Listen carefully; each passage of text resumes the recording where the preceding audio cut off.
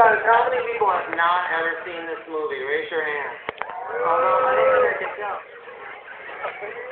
I can't see.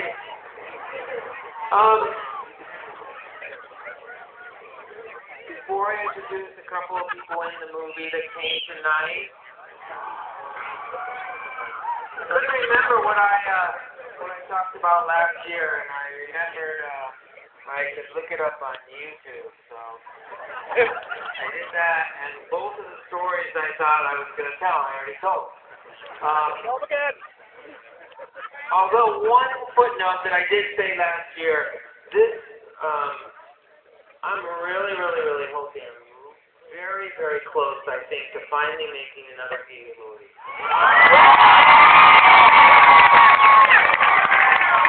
Thanks a lot. I know,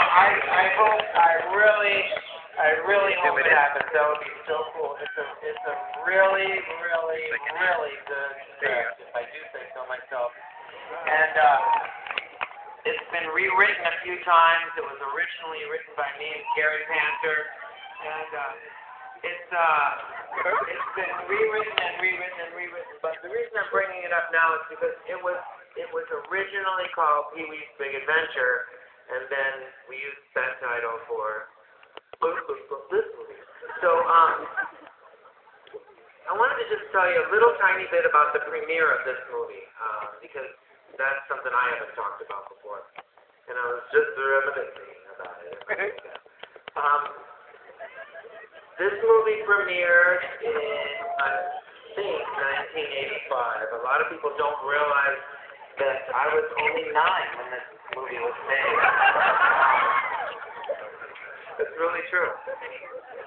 And it premiered at what was called Grauman's Chinese Theater, the Chinese Theater on Hollywood Boulevard.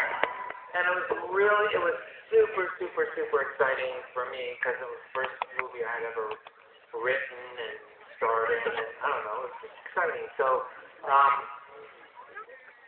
E.G. Daly, who played Dottie in this movie,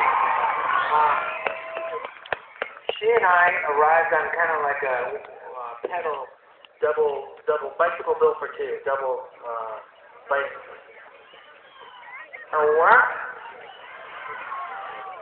Right. I can't tell what you're saying, but it sounds like you're saying a sandal.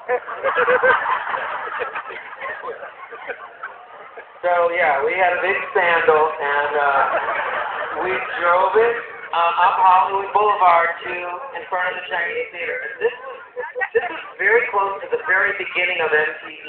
And this was, I could be wrong, but I'm pretty sure this was the first movie premiere that was ever carried live on MTV. So MTV was there covering it, and I got to sit on a throne. I had a big throne on Hollywood Boulevard, right in front of the Chinese Theater, and I was wearing an ermine trimmed giant red cape. I had a scepter and the crown from Camelot.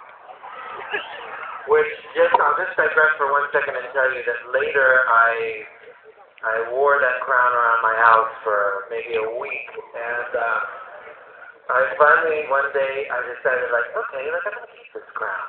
I'm not gonna give it back, and they made me give it back. They actually threatened to do something terrible if I didn't give it back, so I did give it back. But at any rate, I had this crown on, and I was sitting on a big throne, and limousines would pull up, and 80s movie stars would get out, like Van Halen, David Lee Roth, like